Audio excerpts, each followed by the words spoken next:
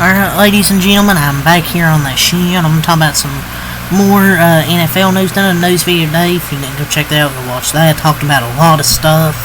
Talked about some more little NFL stuff here. Go back to some stuff from a few days ago. They didn't get to talk about the end of the previous one. So let's start. But let's get to the news from the last few hours. Breaking news that dropped about 5 o'clock. The Cowboys superstar offensive lineman Zach Martin is planning to retire, per Tom Pelissero. So yeah, Zach Martin's planning to retire. Which sucks, but I mean, he is getting up there in age, man. And last year had a down year before he got injured. I mean, I'll miss him because he's gonna be first ballot Hall of Famer for sure. I don't know how many penalties he had over his career. It has to be less than 10. But yeah, he's getting up there in age. Kind of had a down year last year. It's going to be hard to replace him, but we'll see what they do in the offseason. But he's planning to retire, and what a great career, man, for Zach Martin. So a reunion between the hashtag Bears and pass rusher Khalil Mack can't be ruled out, says Jason LaConfora. The Bears are trying to build a winning roster around Caleb Williams and can look to pair Khalil Mack with Montez Sweat. Yeah, Khalil Mack did play for the Bears for a few years. Obviously, was with the Chargers now. He's, I believe, a free agent. But, I mean, I don't think it'll happen. He wants to win. I think where he's at this point of his career, he wants to win. I don't know if the Bears are a point to win right now. But I don't know if you want to quote Jason LaConfora. I don't know if it's a person you want to quote. But yeah, I can definitely see the Bears bringing him back. You know, pairing him with Montez Sweat, two really good pass rushers there. The Chargers have agreed to terms in a 3-year contract extension with safety Elijah Molden per Rap Sheet. So they're bringing Elijah Molden back. I mean, I think he's underrated. I don't think this is breaking news. Obviously, they're going to bring him back. So, there's a few more things I want to talk about in this video that I didn't talk about near the end of the last one. On the St. Brown podcast, Darius Slay was on it. He isn't ruling out returning to the Lions in 2025 for what will likely be his last year playing football.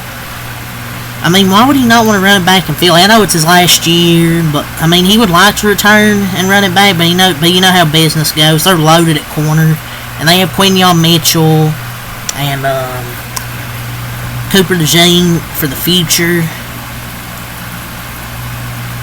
So I could see him running it, go to Detroit for one last season.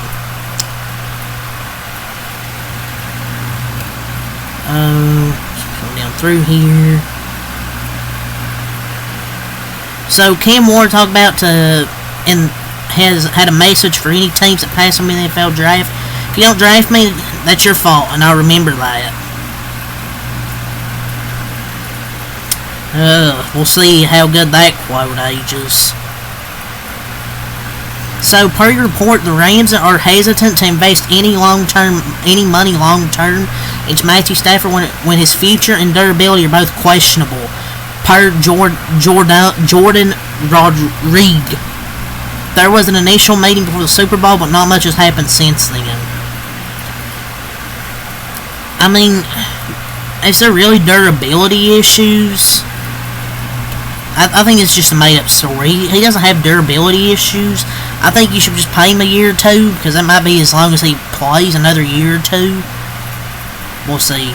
So the Steelers, oh boy, they have interest in free agent quarterback Daniel Jones, a source from within the organization told at the Pony Express. And quote, there's interest in former Giants QB Daniel Jones inside the Steelers organization. Quote, the Steelers could do a lot worse than Jones, with the belief he actually is a good fit for Arthur Smith's offense and Mike Tomlin's preference for a mobile quarterback. Daniel Jones. Daniel Jones. Yeah, I think this is a fucking smokescreen, dude. There's no way. They're not a serious franchise if that happened. They should not even think about trying to get Daniel Jones, dude. Like, I swear. So the Bengals a few days ago, they planned to franchise tag wide receiver T. Higgins. Maybe they'll pay him a bigger contract at some point, but yeah, they plan to franchise tag him. There's strong indications that the hashtag Packers and star cornerback Jerry Alexander are heading towards a split per Rob Demovsky.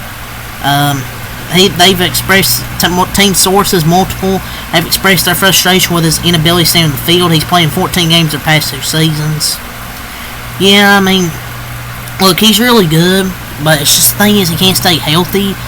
He's only played 14 games the last 2 years, so it kind of makes sense, man. Like, he's really good, but the thing is, if he can't stay healthy, there's no point of keeping him. The Jaguars have completed an in-person second interview with John Eric Sullivan for their general manager position. I don't know how long it's going to take. They completed an in-person interview with the Bears assistant GM Ian Cunningham for their general manager position.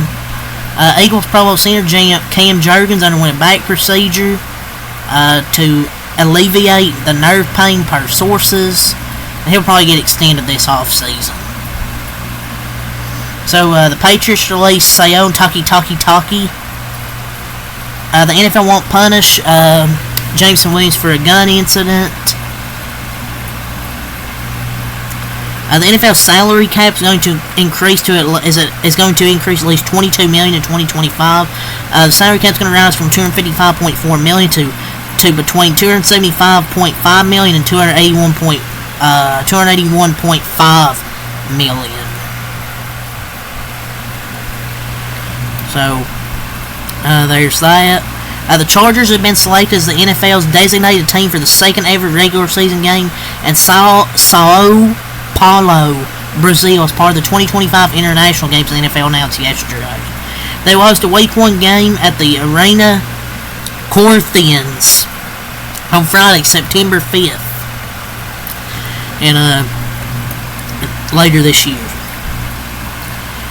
So here's the international game setup. Chargers Week 1, Jets and Browns 1 game each in London at Tottenham Hotspur Stadium. Jaguars will be in London at Wembley. Colts in Berlin. Dolphins in Madrid, Spain. And the Steelers in Dublin. Bruh, sending the fucking Jets, Browns, and Jaguars to London. Why do they send the shittiest teams? No, nobody wants to watch this shit. The 49ers released linebacker, Demetrius Flanagan Fowles. Who? The Vikings and quarterback Byron Murphy have agreed to push back the void date on his contract. Originally, the deal voided 23 days prior to the start of the league year. Every day tomorrow, and that's the day before the start of the league year. Man, I'm sure they'll bring him back. Brian Schneider and Jesse Madden have been added to the Commanders' coaching staff. So there's that from Shefty. See if anything from Rap Sheet. So the sources of the details of Elijah Molden's deal: $18.75 million over 3 years, $13 million in guarantees for Elijah Molden. So the Saints, they are hiring Eagles quarterbacks coach Doug Nussmeier as their new offensive coordinator under coach Kellen Moore per the Insiders. The favorite, obviously, Nussmeier lands in New Orleans with a ring to help teach Moore's version of the scheme, an important hire. So we'll see how he does with them. So Kevin Paulo will be the Eagles offensive coordinator, and for Saints, it'll be Doug Nussmeier. Saints are hiring Scott Tolzien as their new quarterbacks coach. Saints running back coach Joe Thomas, a reunion. He spent last year with the Giants, which returning to New Orleans on Kellen Moore's staff. But that's all the NFL I want to talk about here. So, talk about some wrestling here. The Rock is apparently returning to SmackDown tomorrow in New Orleans. A lot of people are like, is this going to be a WrestleMania announcement? You know, WrestleMania 42 in New Orleans. They're in New Orleans tomorrow. it's gonna be kind of interesting. Like, I just assume it's gonna be Mania 42 announcement, but why would he just waste a return just to announce it's gonna be WrestleMania? But Triple H had some comments. He said, strap in when the final boss shows up at this time of the year.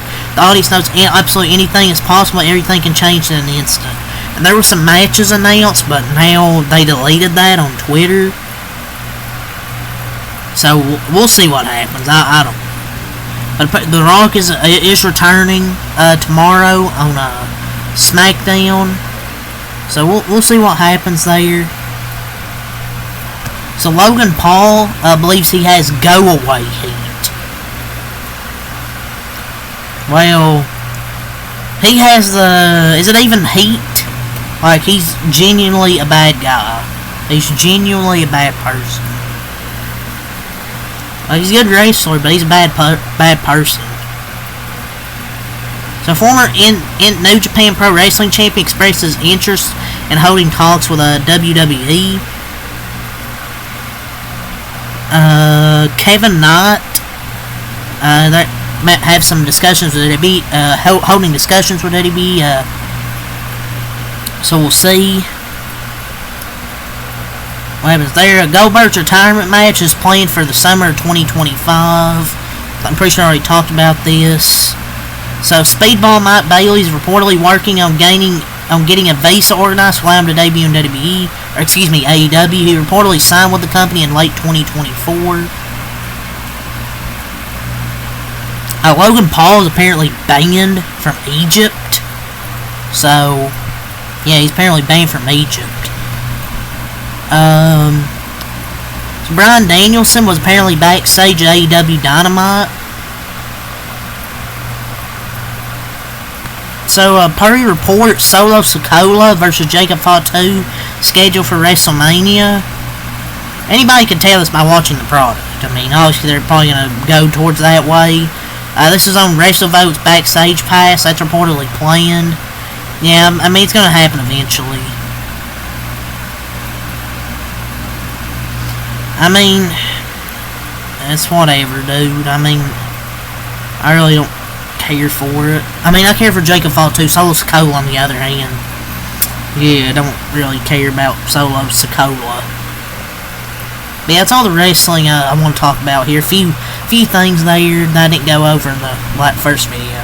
So I'm talking some MLB here.